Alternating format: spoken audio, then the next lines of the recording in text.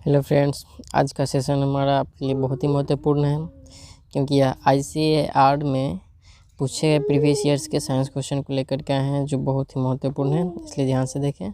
Video शुरू करने से पहले हम आपको एक मोटिवेशनल लाइन सुनाना चाहेंगे। सपना एक देखोगे मुश्किलें हज़ार आएंगी, सपना एक देखोगे मुश्किलें हज़ार आएंगी, लेकिन वो मंजर भी बड़ा खूबसूरत होगा जब कामयाबी शोर मचाएगी। लेकिन वो मंजर बड़ा ही खूबसूरत होगा जब कामयाबी शोर मचाएगी। तो इसी लाइन के साथ हम आज के वीडियो अपना शुरू करते हैं और देखते हैं पहला क्वेश्चन है हमारा कि इकोलॉजी शब्द सर्वप्रथम निम्न ने प्रयोग किया। तो किसने प्रयोग किया था? तो इकोलॉजी शब्द का प्रयोग सबसे पहले किसने किया था? हमारा ऑप्शन नंबर 2 हो जाएगा, ई हैकल ने। उसके बाद देखते हैं हम अपना अगला क्वेश्चन नंबर 2, उभयचर तथा सरीसृप के मध्य योजक कड़ी का चयन करें। तो इस जो उभयचर तथा सरीसृप के बीच होता है वो हमारा होता है शेमाड़िया। क्या होता है? शेमाड़िया। उसके बाद हमारा अगला क्वेश्चन है, न्यूरॉन उद्दीपन से पूर्व अदर तथा बाहर सक्रिय पोटेंशियल भिन्नता क्या कहलाती है? तो याद रखिएगा ये जो कहलाती है वो आरामी पोटेंशियल कहलाती है। हमारा ऑप्शन नंबर कौन सा हो जाएगा? 2, आरामी पोटेंशियल। क्वेश्चन नंबर हमारा 4 देखते हैं, तंबा मुक्तन अतः गर्भाशय यंत्र द्वारा उत्पादित Cu2+ से क्या होता है? तो ये जो होता है ये शुक्राणु गति में रोध उत्पन्न करता है। क्या करता है? शुक्राणु गति में रोध उत्पन्न होता है। क्वेश्चन नंबर हम देखते हैं 5। क्वेश्चन नंबर 5 में हमारा दिया है कि सूची 1 तथा सूची 2 से मिलान करें। इसमें देखना है कि होमो इरेक्टस, इसका जो हमको मस्तिष्क का भार बताना है कि कितना होता है। तो ध्यान से देखिए कि होमो जो इरेक्टस होता है उसकी भार जो होता है 1000 सीसी होता है। तो हम क्या करेंगे कि एक का जो आंसर होगा हमारा वो होगा 1000 सीसी, और जो होमो निएंडरथल है उसका होता है 1400 सीसी, और एक है होमो हैबिलिस जिसका होता है 650 ग्राम, और लास्ट जो ऑस्ट्रेलियोपैथिक्स है उसका होता है 440। तो इसे देखने से पता चलता है कि ऑप्शन नंबर जो हमारा 3 है वो हमारा क्या हो जाएगा? आंसर हो जाएगा ऑप्शन नंबर 3, यानी कि ए का जो होगा वो कौन सा हो जाएगा? 3 नंबर, बी का जो होगा वो हमारा हो जाएगा पहला, और सी का जो होगा वो हो जाएगा 4th, और डी का होगा वो कौन सा हो जाएगा? दूसरा नंबर। देखते हैं क्वेश्चन नंबर 5 को कि यदि मनुष्य ने नेफ्रॉन से हैनल लूप अनुपस्थित होता तो निम्न में से संभव था। तो जो अगर हमारा हैनल लूप अनुपस्थित होता तो इसमें से कौन हो सकता है? ऑप्शन नंबर 1 है अधिक तरल मूत्र, अगला है मूत्र का निर्माण नहीं होगा, अगला है मूत्र की मात्रा तथा गुण में कोई परिवर्तन नहीं होगा, अधिक सांद्र मूत्र होगा। तो इसमें बता दें कि हमारा ऑप्शन नंबर कौन सा सही है? 1 सही है, अधिक तरल मूत्र होगा। अगला क्वेश्चन नंबर हमारा 7 देखते हैं। इसमें कहता है कि श्वसन भागफल वास्तव में CO2 के उत्पादित आयतन तथा O2 के प्रयुक्त आयतन का अनुपात है। और कथन 2 है, श्वसन भागफल वास्तव में उत्पादित O2 के आयतन तथा प्रयुक्त CO2 के आयतन का अनुपात होता है। तो आपसे यहाँ से बता दें कि यहाँ हमारा कथन 1 जो है वो क्या है? सत्य है, और कथन 2 जो है क्या है? असत्य है, क्योंकि जो श्वसन भागफल होता है अर्थात उसके हम RQ कहते हैं बराबर होता है उपयुक्त CO2 की मात्रा बटा में होता है हमारा O2 की मात्रा। इसलिए ऑप्शन नंबर हो जाएगा कौन सा? हमारा 3 सही हो जाएगा। पहला सही है और दूसरा गलत है। अगला क्वेश्चन देखते हैं 8 में कहता है यूकैरियोट सिलिया में सूक्ष्म नलिका का क्रम निम्नलिखित में किस तरह होता है?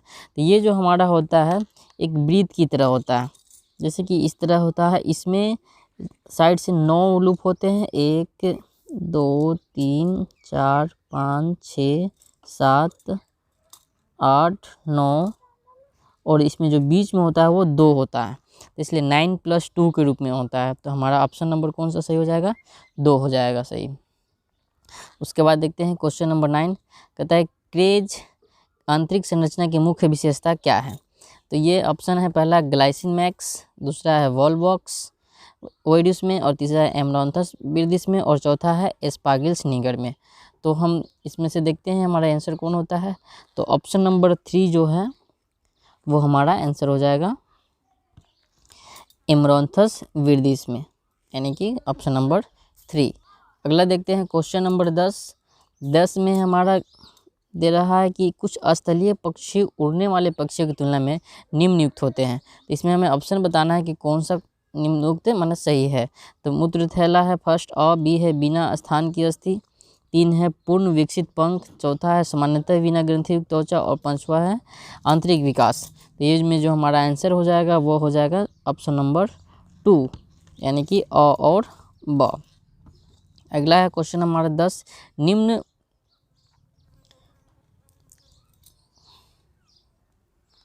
निम्न का पोषण के स्तर के आधार पर आयोजन करें। एक है मोलस्का, ब में है हाइड्रिया, स में है सांप और द में है बाज और य में है मछली। तो इसे हमें क्या करना है कि इसको सजा करके लिखना है कि कौन हमारा सही होगा। देखते हैं इसमें पहले हमारा जो आता है पहले स्थान पे वो कौन सा हो जाएगा, ब यानी कि हाइड्रिला जो होता है सबसे पहले होता है। उसके बाद 2 नंबर में जो होता है मोलस्का ग्रुप आता है। उसके बाद 3 में यह हमारा मछली होगा, 4 में सांप और लास्ट हमारा होगा बाज। यानी कि ऑप्शन नंबर कौन सा सही हो जाएगा, 3। अगला क्वेश्चन देखते हैं 12 नंबर क्वेश्चन है ट्रिपल फ्यूजन निम्न वर्ग के पौधों में पाया जाता है। तो ट्रिपल फ्यूजन जो है हमारा वो एक नंबर ऑप्शन है जिम्नोस्पर्म, दूसरा है एंजियोस्पर्म और तीसरा है टेरिडोफाइटा और चौथा है ब्रायोफाइट। तो ये जो ट्रिपल फ्यूजन होता है ये एंजियोस्पर्म में पाया जाता है। तो हमारा आंसर कौन होगा, ऑप्शन नंबर 2। क्वेश्चन नंबर 3, संकुरण निम्न में पाया जाता है। संकुरण किन किन में पाया जाता है ये हमें बताना है। तो ये ऑप्शन है हमारा जेलीफिश, हाइड्रा, स में है फीताकर्मी और द है ओलियागोचिट्स और यह है रेडियोलेरियंस। और देखते हैं इसमें सही विकल्प हमारा कौन कौन सा होगा। तो सही हो जाएगा हमारा केवल अ तथा स, ऑप्शन नंबर 2। आते हैं अगले क्वेश्चन पे 14 नंबर में कह रहा है हमारा कि ई कोलाई में प्रकीर्तन के समय उत्परिवर्तन के कारण बीटा ग्लैक्टोसाइडेज का जीन निष्क्रिय होने पर निम्न में से नहीं होगा। तो इस समय बताना है जो नहीं होगा उसको बताना है। तो ग्लूकोज का जल अपघटन, तो ये हमारा सही है। उसके बाद कहता है लैक्टोज का जल अपघटन, यही हमारा क्या है, गलत है, ये हमारा नहीं होगा। इसलिए हमारा जो आंसर होगा वो कौन हो सकता है, option number 2 is the right answer. देखते हैं अगला क्वेश्चन, परसिस्टेंट कैलेक्स निम्न की विशेषता है। ये जो है किसकी विशेषता है, तो ये है सोलेनेसी का। हमारा ऑप्शन नंबर कौन सा, 2। आते हैं 16 नंबर क्वेश्चन देखते हैं, सिकल सेल में हीमोग्लोबिन के संश्लेषण हेतु निम्न कोडान tRNA संश्लेषण में सहायक होता है।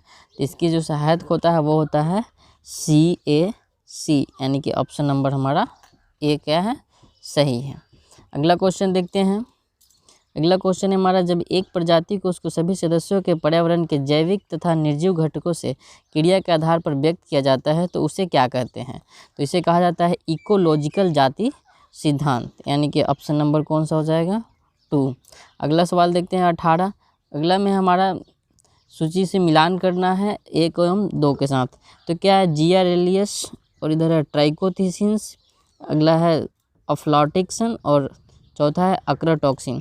तो इसमें हम मिलान करेंगे तो अ का मिलान जो हमारा होगा वह 2 से होगा, यानी कि 1 का 2। उसके बाद जो हमारा ब होगा ट्राइकोथिसिन, उसका 3 से मिलान कर देंगे हम। उसके बाद जो हमारा स है अफ्लाटॉक्सिन, उसका आंसर हो जाएगा हमारा 4, अर्थात एस्पार्गिल्स फ्लेक्स। और लास्ट अक्राटॉक्सिन जो है उसका आंसर हो जाएगा 1 नंबर। तो इससे देखने से हमें पता चलता है कि हमारा जो ऑप्शन नंबर 2 है वो क्या है, सही है। अगला सवाल देखते हैं 19, सही कथन का चयन करें। हमें बताना है इसमें से कौन कौन से कथन सही है और कौन कौन गलत है। तो इसमें हमारा क्वेश्चन है पहला कि ताला चाबी सिद्धांत एंजाइम की सक्रिय सतह पर सबस्ट्रेट के पारस्परिक आवश्यकता को अनावश्यकता करता है। तो ये हमारा सही है या गलत, तो ये हमारा क्या है, सही है। तो पहला हमारा क्या हो जाएगा, सही। दूसरा कहता है कि जैसे क्रियाधर क्रिया करके स्थिर होते हैं, निम्न ऊर्जा मध्य इस अवस्था में क्षणिक रूप में रहते हैं। तो ये भी हमारा सही है। अगला है उत्प्रेरक की आवश्यकता सक्रियण ऊर्जा को कम करके रासायनिक क्रिया को सुगम करता है, ये भी हमारा सही है। उसके बाद क्वेश्चन है सभी एंडरगोनिक क्रियाओं में ऊर्जा निकालना अपपाचन में सहायक है, तो ये है हमारा क्या हो जाएगा गलत। और लास्ट है अतः कोशिका एंजाइम कोशिका के अंदर कार्य करते हैं, तो ये भी हमारा गलत है। तो सही कौन सा हो जाएगा अ ब और स, इससे हमारा ऑप्शन नंबर 2 क्या है सही है। अगला क्वेश्चन देखते हैं 20 नंबर। कथन 1 किसी एंजाइम की विशिष्टता उनकी संरचना पर निर्भर करती है ना कि सबस्ट्रेट की संरचना पर। और कथन 2 है सबस्ट्रेट तथा एंजाइम की सक्रिय स्थान में पारस्परिक समानता एंजाइम सबस्ट्रेट समूह बनाने हेतु आवश्यक है। उपरोक्त कथन के आधार पर सही विकल्प को चयन करें। हमें बताना है इसमें से दोनों कथन में से कौन सही है। तो ये बता दें आपसे कि दोनों कथन 1 और कथन 2 दोनों हमारा क्या है सही है। ऑप्शन नंबर अगला क्वेश्चन देते हैं 21 सभी सजीव प्रदर्शित करते हैं, तो ये भी हमारा ऑप्शन के विकल्प के थ्रू है। तो इसमें हम देखते हैं इसमें हमारा कौन कौन सही हो सकता है। पहला कहता है कि सजीव प्रदर्शित करते हैं, क्या कहता है डायनेमिक अवस्था प्रदर्शित करता है, तो हाँ बिल्कुल ये सही है। नियंत्रण प्रक्रिया ये भी सही है। अगला है पदार्थ का आदान प्रदान, हमारा ये भी सही है। अगला कहता है अपचय तथा उपचय प्रक्रिया में कोई तारतम्य नहीं होता, ये हमारा क्या है गलत है। अगला है स्थिर अवस्था, ये भी क्या है गलत है। तो आंसर अ ब और श होगा, तो इससे ऑप्शन नंबर कौन सा आंसर सही हो जाएगा 1।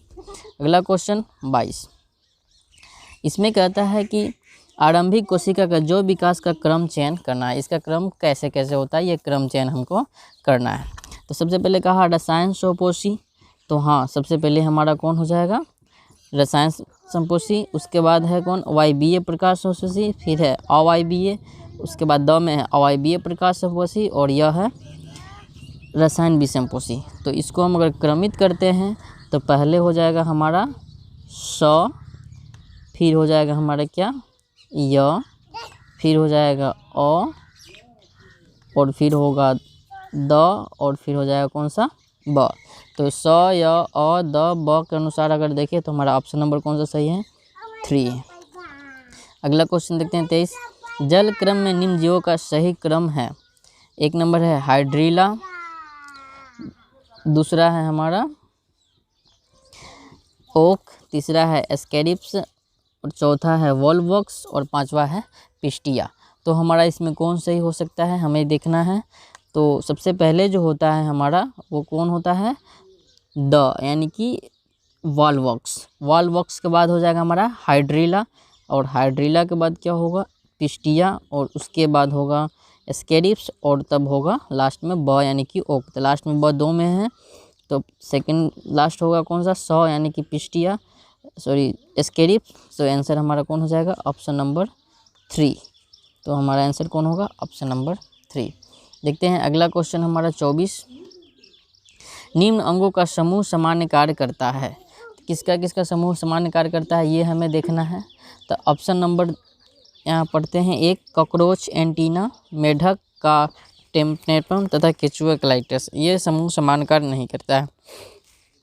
तो पहला हमारा क्या होगा गलत हो जाएगा।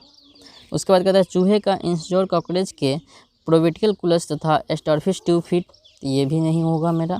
अगला कहता है केंचुए के नेफ्रेडिया, कॉकरोच के मेलीपधी और ट्यूबलस तथा खरगोश के नेफ्रॉन। हाँ तो ये हमारा ऑप्शन नंबर जो 3 है वो क्या है राइट है। तो आंसर कौन सा हो जाएगा तीसरा। क्वेश्चन नंबर 25 क्वेश्चन नंबर हम 25 देखते हैं। 25 में कहता है कि सूची 1 से सूची 2 का हमें क्या करना है मिलान करना है। तो सबसे पहले हमें ध्यान देना होगा कि क्या है कॉलोनियल शैवाल है। तो कॉलोनियल शैवाल जो होता है वो वॉलवॉक्स, कॉलोनियल शैवाल में क्या पाया जाता है वॉलवॉक्स। तो आंसर कौन हो जाएगा ए का हमारा 4 होगा। उसके बाद हमारा क्या कहता है अगार, अगार जो होता है वो जेलिडियम पाया जाता है, तो ये हो जाएगा नंबर 3। उसके बाद एक क्रोलाइड जरे, क्रोलाइड जरे जो होता है वो सॉयकस होता है, तो ऑप्शन नंबर 1। और लास्ट पीट है, पीट का जो है हमारा वो होता है एस्फेंगन्स यानी कि नंबर 2। तो इसे देखने से ये पता चला कि हमारा ऑप्शन नंबर क्या हो जाएगा 3। अगला क्वेश्चन देखते हैं 26। मानव मादा में अंडाणु चक्र निम्न से प्रारंभ होता है, ये किससे प्रारंभ होता है ये हमें बताना है यहाँ पे। तो क्वेश्चन नंबर हम देखते हैं ऑप्शन नंबर 1 एस्ट्रोजन स्तर अपने न्यूनतम स्तर पर पहुँचता है, नहीं ये गलत है हमारा। उसके बाद कहता है हाइपोथैलेमस अग्रणी पीयूष ग्रंथि को FSH तथा LH का स्तर बढ़ाने के लिए उत्तेजित करता है। तो हाँ, ये हमारा ऑप्शन नंबर जो है क्या है, 2 सही है। तो हम क्या लिख देंगे यहाँ पे, 2 पर सही कर देते हैं। ये हमारा आंसर कौन हो जाएगा, 2। अगला सवाल देखते हैं 27, कहता है कि एंटीबॉडी उत्पादन के पदों का सही क्रम कौन सा है। तो हमें इसमें एंटीबॉडी का सही क्रम कौन है ये बताना है। तो हमारा सबसे पहले देखते हैं, पहला क्या है, पहला है बी कोशिका विभाजन तथा प्लाज्मा कोशिका की क्लोनिंग। ब में है एंटीजन का आगमन, एंटीबॉडी बंधन तथा एंडोसाइटोसिस।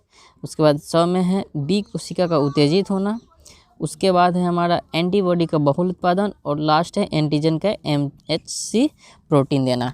तो हमारा जो आंसर होगा वो क्या होगा, पहले जो कार्य होता है हमारा वो एंटीजन का आगमन, एंटीबॉडी बंधन तथा एंडोसाइटोसिस, यानी कि पहले ब। तो ब तो सभी में है। उसके बाद सेकंड में देखते हैं, सेकंड में क्या होगा, सेकंड में हमारा हो सकता है एंटीजन का MHC प्रोटीन देना, अर्थात य। तो यह हमारा सेकंड में किस में है, तो लास्ट ऑप्शन में है। तो इसलिए हमारा आंसर कौन हो जाएगा, अंतिम, यानी कि 4 नंबर। अगला सवाल देखते हैं 28,